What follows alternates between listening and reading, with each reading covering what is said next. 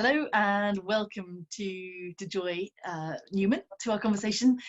And Joy is a remarkable educator, teacher, inspiration to people all over the world. And her passion is particularly about vision and sight and the difference between those two, and how particularly in this kind of artificial world, how valuable and vital it is to get kids to get closer to a natural way of seeing. So perhaps you can begin by telling us about how that wonderful description that you have about the difference between vision and sight. So thank you for having me, Shelley. I'm thrilled to be with you and your viewers. I truly believe that vision is really highly underrated and that we take it for granted. And probably many of you, as I did before my studies, thought that sight and vision were the same. And in fact, they're very different. Sight is what we see through our eyes. So right now I'm looking at Shelley and I see a white background and I see a beautiful woman with hair and beautiful blue eyes and I see her jacket. And because I know her, it makes sense to me. What I see is the colors and the shapes, but what my vision tells me is that it's Shelley. So children are born with, let's talk a little bit about sight first, okay? So sight is what you see through your eyes. And sometimes it's measured as 20/20. And that's if you've gone to an eye doctor, you've looked at the chart and the chart will tell you if you're 20/20 or 20/30. And 20/20 means that something that's 20 feet away from you, you can see from where you're standing, which is 20 feet away. If you're farsighted, then you will have to see, then you will stand at 30 feet to see what somebody else can see at 20 feet. Children are born at 2200 to 2400 sight. That means that what we can see from 200 feet away, they have to be 20 feet away from it to be able to see it. That really doesn't matter. What matters is that they are far, far, farsighted. And children are naturally farsighted until the age of 6 or 7. But I have to qualify that by saying that those studies were done before the advent of technology. And as children are spending much more time, first of all, sedentary, and secondly, in a very close space, visual space, that might change. I don't know. I know that there are many more children with myopia, which is nearsightedness, which means that they have been forcing themselves to use their visual system before it's ready, before it's developmentally ready. So vision really is a developmental skill. It really does develop over time. And our responsibility as adults working with children is to give them the experiences they need to use that far vision.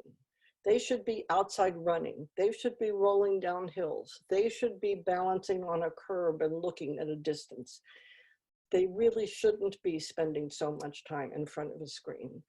And right now with the pandemic, I understand that we're all using screens more than we should. But I beg of you, for your children, if they're spending time on the screen, please give them equal or more amount of time outside doing big things. So, okay, back to sight and vision. So Shelley, can you put up this picture of the sequence? Okay. So now you are looking at this. If you've seen this before, you do know what it is.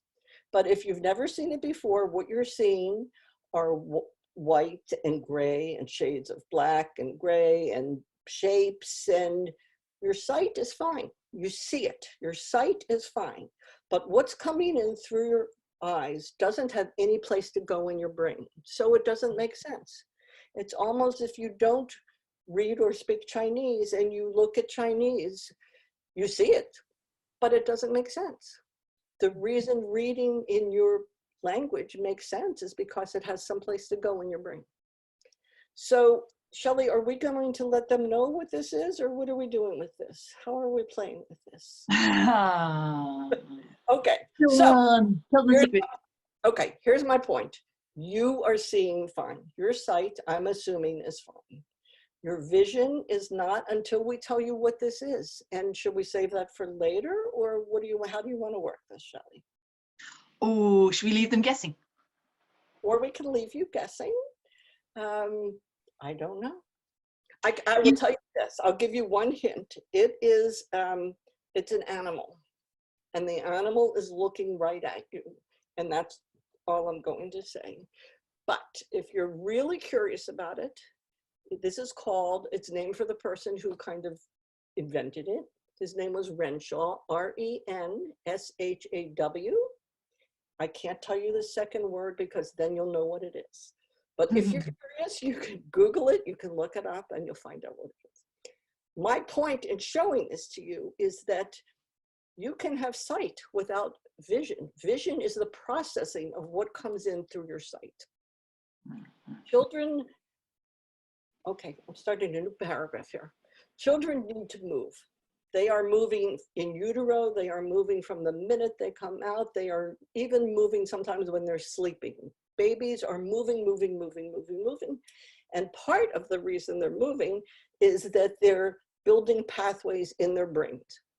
And as those pathways, as those neurons connect, they become major pathways so that information that comes in through the senses and through the sight has a place to go.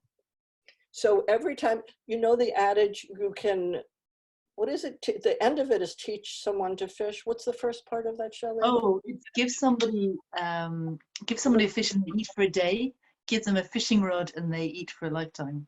Right. So that really applies to children. If every time they move, they're owning that movement. That connection is in their brain, and because they're using their eyes, their vision when they're moving through space, that space starts to make sense to them. If they haven't moved through space, what they see doesn't necessarily make sense. Yeah, that makes sense. Yeah, absolutely. Yeah. And you talked a little bit about how we, it's only when you have to bend down to sort out your shoelace or reach up to collect something or fall over because you didn't realize that that was the shape of the curve, that you build up that difference between the pattern and the meaning that it has in your body. Right. We want things, we want all of our senses and all of our early developmental skills to become automatic so that children are available for learning. And of course, they're learning from the minute they're born. But when I speak about learning, I'm talking more like in school type learning, that kind of learning.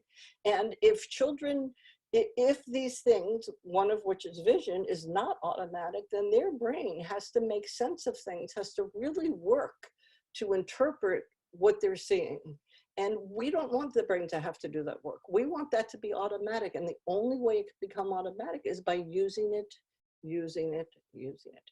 So those of you who are listening, if you are like me, we usually walk within the world in a 9 square foot box. And pay attention to when you're walking outside. We usually walk about somewhat downward and 3 feet ahead of ourselves, which is kind of silly because we're not moving down, we're moving straight ahead. We should be looking straight ahead. And I challenge you to go outside later and look straight ahead and try to expand your vision out to the side. Try to see how wide a picture you can get. And as you do it, you will feel yourself sit up straighter and you will feel your whole being expand, but you'll also realize how little we do that. But that's not something we're used to. And I think we have done that to ourselves by making a world that is more insular and closed. And we really owe it to our children to give them the experiences to stay big. Yeah. Stay big.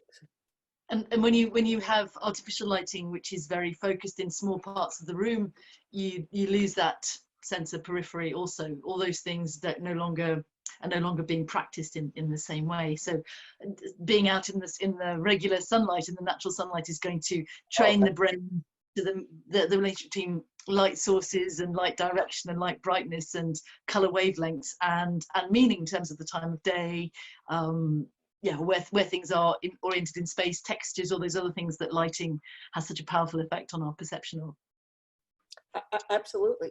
And another thing I'd like to, another challenge, when we hand things to one another, and this is true of adults, adult to adult, adult to child, and probably child to child. When we hand things to each other, we rarely look at where we're handing. We put something out there and expect the other person to take it, and we kind of don't even look. And certainly children do that. They put their hand out and they expect the grown-up to take it, and we usually do. By the same token, when we give it to the child, we put it in their hand rather than let them look. So I am challenging you to please engage your child's vision when you give and take from them. And what that means is you hand this to her and you hold it here and you wait until she will have her hand out. Her hand will be here, your thing will be here, and you wait until she looks to see where it is and moves her hand to there. And by the same token, when you take something from her, she's going to just put her hand out. You put your hand out like this and wait until she puts it in your hand. And that is teaching her brain to use her vision, that her vision can direct her movements. Frequently, we see children, especially on the autistic spectrum, we see children just go without looking at where they're going. And we need to let them know that their vision should and can direct their actions. But the less we use of our vision, the more we use of our sight in this two-dimensional world called screens, called technology, the less experiences we're getting in the three-dimensional world. And that's another really important point. You cannot learn about a three-dimensional world by working in a two-dimensional world. So these days, you can do everything in 2 dimensions. You can play football, you can go grocery shopping, you can hug your grandma, you can, there's nothing you can't do in 2 dimensions. But think of all you're missing by doing it in 2 dimensions. So if you play football on the screen, and I'm American, so football means football, not soccer, but even let's say soccer. So if you play soccer on the screen, there is no way your leg can understand how it needs to move to kick a ball. Your thumb might understand what button to push, but your leg cannot learn how to kick a ball until it kicks a ball. So every time we're doing something that can be done in 3D, we're taking something away from our children. And by the other token, if your child is obsessed with some kind of video game that's 2D, try to figure out a way to take it outside and make it 3D. Pretend you're playing ball and say, okay, you kick it 5 times, you get to level 2. And when you kick it 10 times, you get to level 3. And use your imagination or use your child's imagination. But it's just so crucial. Children are made to move, and we want them to move from the minute they come out of their mom. And they will do it naturally, left to their own devices. Our responsibility is to provide safe and appropriate, developmentally appropriate environments for them to move in, and they will learn on their own. One of the exercises that you suggest in the free gift, this wonderful series of exercises, is using a torch, and that's another great way of directing attention, particularly if you are stuck inside. Perhaps you could share a little bit about that playful game as well. Okay, it took me a minute because torch in America is fire. You mean a flashlight, right? So, okay, yes, flashlight. Different language, yep. Flashlights, I think, were really invented for giggles. I've never met a child that doesn't like a flashlight. So you can use a flashlight in a variety of ways. The simplest way is probably to have a child lying on his back, turn off all the lights, and just shine your light on the ceiling. You want it to go slowly because you want the child to learn to move his eyes slowly in a smooth pattern. You can do it, you can give the child a light. And when you give the light to the child, the torch to the child, sometimes he's going to kind of just move it and not really look. So you need to encourage him to move slowly.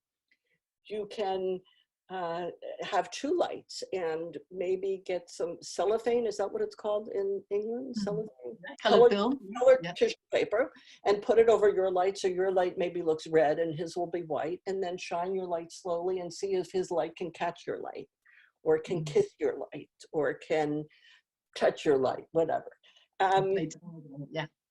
You can shine it on the floor and ask your child to catch it with his foot, catch it with his hand, jump on it with 2 feet.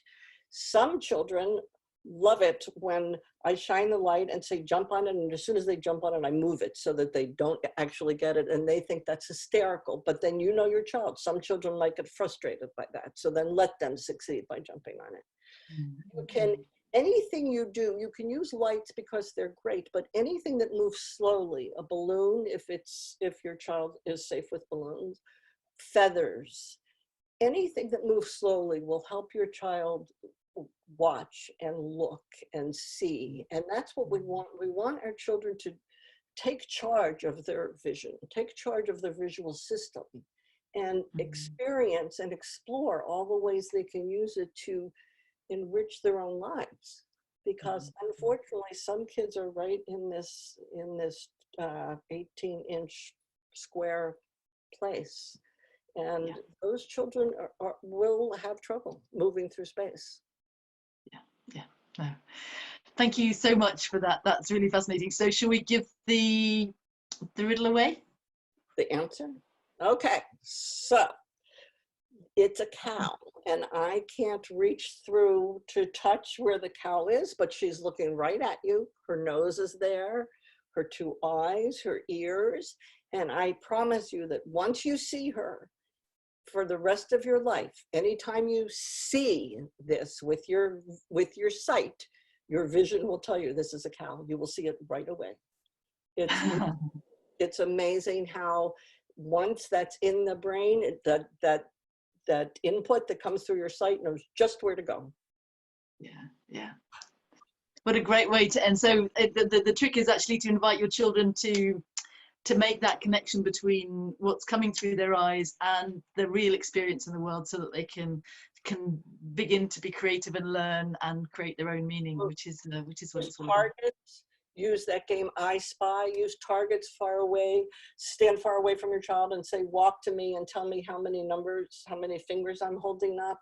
Any kind of way to encourage them to use their eyes out in space is really important. Well, thank you. What an inspiration. Thank you again, Joy, for your time and for such a, and I encourage everybody to kind of use those sheets for themselves as much as anybody else. I've certainly been enjoying the vision expanding exercise is fascinating. And anybody, I mean, I'm a bit of a geek, so anybody who wants to read up on Renshaw and his remarkable work on improving people's speed and accuracy in spotting airplanes in the war, transformed it's a technique we can now use for speed reading. Anyway, it's a fascinating topic, but it starts fascinating. Yeah, and it starts with little people, which is what we're all here for. So thank you again for your time. Thank you.